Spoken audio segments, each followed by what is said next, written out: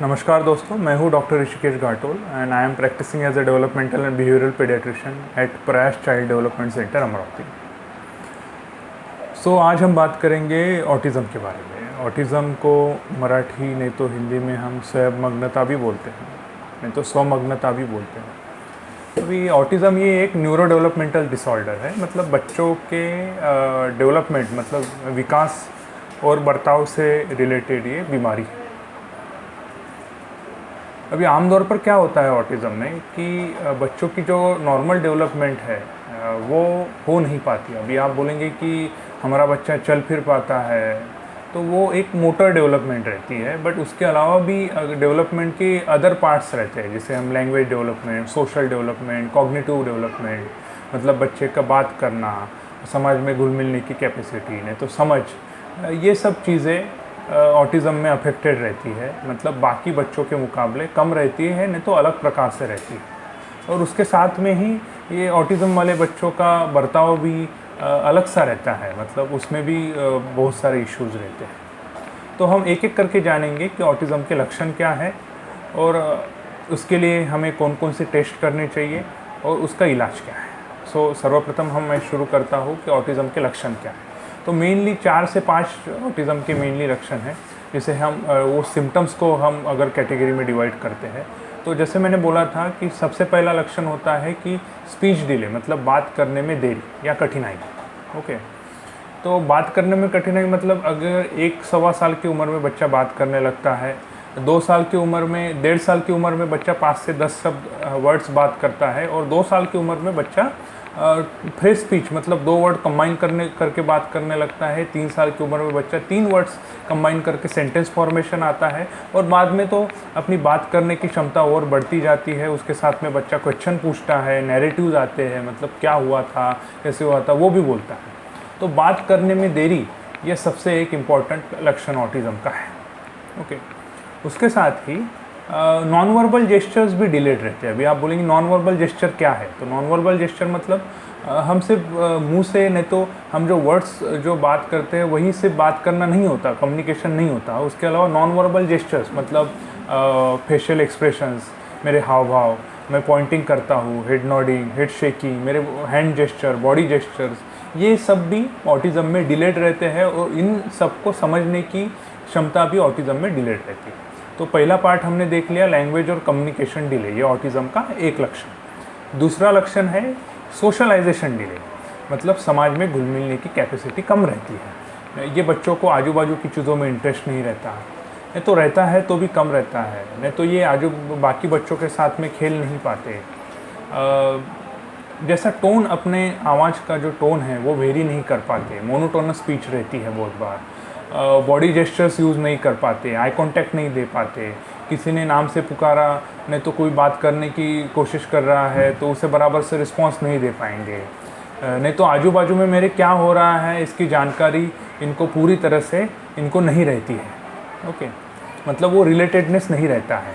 तो ये हो गया सोशलाइजेशन में प्रॉब्लम रहती है, और इसके साथ में ही बाकी लोगों के इमोशनल जैसे इमोशंस भी इनको समझने में प्रॉब्लम रहती है। ओके, तो पहला बोल रहा था मैंने कि कम्युनिकेशन डिले, दूसरा है सोशलाइजेशन में प्रॉब्लम, और तीसरा है कॉग्निटिव डिले। अभी 50 to 60% ऑफ द चिल्ड्रन, जो 50 से 60% जो बच्चे रहते हैं ऑटिज़म के, उनको कॉग्निटिव डिले मतलब उनकी समझ भी बाकी बच्चों के मुकाबले कम रहती है।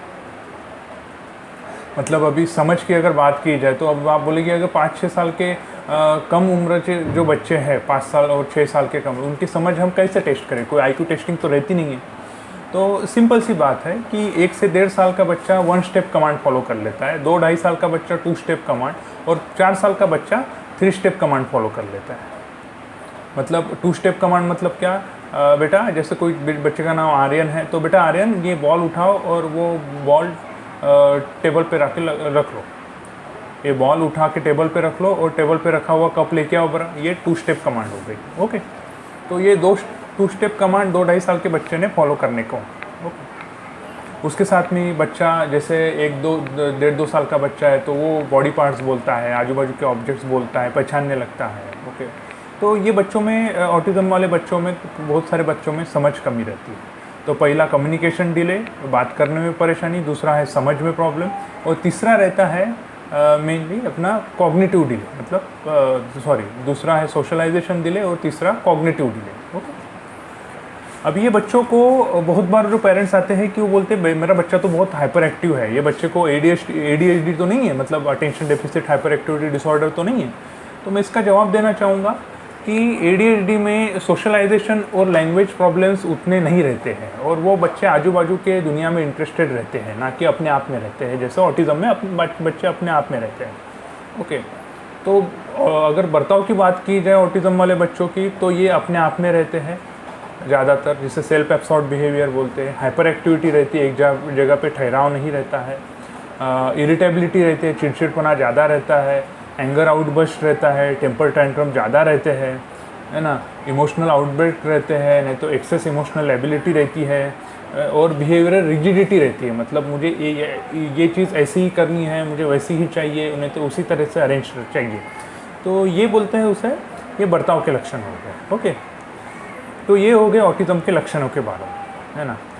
और मैं पेरेंट्स को बोलना चाहता हूँ कि बहुत बार पेरेंट्स बोलते हैं कि डॉक्टर साहब ये सारे लक्षण तो हमारे बच्चे में है नहीं, तो इसलिए ये बीमारी का नाम दिया है ऑटिज़म स्पेक्ट्रम डिसऑर्डर। मतलब ये बहुत सारे लक्षण अगर एक साथ में हो और अगर हम उसकी टेस्ट करते हैं और अगर वो पॉजिटिव पाया जाता है तो ही हम उसे ऑटिज़म बोलते हैं।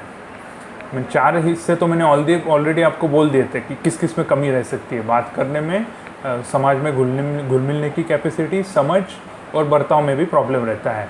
और कुछ बच्चों को सेंसरी इश्यूज़ रहता है, मतलब कुछ आवाज़ आए तो कान पे हाथ ले लेंगे, किसी को टच पसंद नहीं है, नहीं तो कुछ बच्चे एकदम कुछ चीज़ एकदम आंखों के पास ले आएंगे, नहीं तो उसे अलग तरीके से देखेंगे, नहीं तो कुछ घूमती हुई चीज़ें देखेंगे। मतलब उसे जिसे बोलते हैं सेंसरी हाइपो और हाइपर रिस्पॉन्सिवनेस, नहीं तो सेंसरी इंटीग्रेशन डिस्फंक्शन, जिसे वो मूल कारण बताया जाता है ऑटिज़म। अभी एक बच्चा है समझो 2-2.5 साल का, उसे ऑटिज़म डायग्नोज कर दिया, जैसे नहीं तो सस्पेक्ट कर दिया, तो उसमें हम टेस्ट कौन सी करेंगे। तो मैं सबसे पहली टेस्ट रहती है कि कान की टेस्ट, बेरा, है ना, क्योंकि अगर किसी बच्चे को सुनाई नहीं दे रहा है तो उसका लैंग्वेज जो आउटपुट रहता है वो कम रहता है, तो हम कान की टेस्ट एडवाइस करते हैं। उसके साथ में कार्स टेस्टिंग, नहीं तो आयजा टेस्टिंग, जैसे कार्स मतलब चाइल्डहुड ऑटिज़म रेटिंग स्केल, ये हम एडवाइस करते हैं, नहीं तो आयजा टेस्टिंग एडवाइस करते हैं। उसके अलावा VSMS टेस्टिंग, जैसे Vinland social maturity testing, sensory profile, ये सारी टेस्टिंग। इसके और भी कुछ टेस्टिंग है, जैसे जेनेटिक टेस्टिंग के में क्रोमोसोमल माइक्रोएरे वगैरह, ये सारी टेस्टिंग हम पेशेंट देख के उसके हिसाब से हम एडवाइस करते हैं। अभी इसका उपाय क्या है ऑटिज़म का, कि सिर्फ दवाइयों से क्योर हो सकता है कि नहीं तो सिर्फ थेरेपी से क्योर हो सकता है, इसके बारे में हमारे मन में बहुत सारे प्रश्न उठते हैं। तो एक सिंपल बात है कि ना सिर्फ दवाई भी नहीं, ना सिर्फ थेरेपी भी नहीं। ओके, दोनों का कॉम्बिनेशन बेहतर रहता है, मतलब दवाइयाँ और थेरेपी, बट मेन रोल अपना थेरेपी का है। 80 ऐसे समझ लीजिए 80% थेरेपी और 20% दवाई। अब दवाइयों का रोल कहाँ पे ज़्यादा आता है, जहाँ पे ज़्यादा चिड़चिड़ाहट है, हाइपर एक्टिविटी है, स्टीरियोटाइपिस है, मतलब एक ही एक प्रकार की हरकतें बच्चा कर रहा है ना, वहाँ पे दवाइयाँ ज़्यादा काम करती है। उसके अलावा कुछ ऐसी ब्रेन सप्लीमेंट्स भी रहते हैं, न्यूट्रिशनल सप्लीमेंट, जैसे ओमेगा-3 फैटी एसिड, L-कार्नोसाइन, वो भी हम ऑटिज़म में यूज़ करते हैं। अभी मैंने आपको 3 चीज़ें बोल दी, एक तो लक्षण, टेस्टिंग और ये थेरेपी। थेरेपी में मेनली अपना सेंसरी इंटीग्रेशन थेरेपी, जो ऑक्यूपेशनल थेरेपी का पार्ट है, उसके साथ में बिहेवियरल थेरेपी, स्पेशल एजुकेशन और गोल डायरेक्टेड थेरेपी, मतलब बच्चों में क्या क्या कमी है ये जानकर उसी तरीके से बच्चों को सिखाया जाना, ये ऑटिज़म का थेरेपी का पार्ट है। सो आज मैं एक ही संदेश देना चाहता हूँ कि अगर किसी बच्चे को बात करने में देरी है, नहीं तो नाम से पुकारे तो नहीं देख रहा है, उसका आई कांटेक्ट कम है, अपने आप में रह रहा है, ओके, एक जगह पे ठहराव नहीं है, तो वो बच्चे को आप आपके नज़दीकी डेवलपमेंटल और बिहेवियरल पेडियाट्रिशियन है उनको दिखा दीजिए, और उसका प्रॉपर इवैल्यूएशन करके ही हम एक डिसीजन पे पहुंच सकते हैं कि ये बच्चे को ये बीमारी है, और उसके तहत अपन इलाज उनका बच्चों का शुरू कर सकते हैं। अगर आपको कोई भी दिक्कत जाए ऑटिज़म के डायग्नोसिस ने तो इलाज के बारे में, तो आप मुझे कांटेक्ट कर सकते हैं। मेरा नाम है डॉक्टर ऋषिकेश घाटो, कॉन्टैक्ट नंबर 9420451953। Thank you.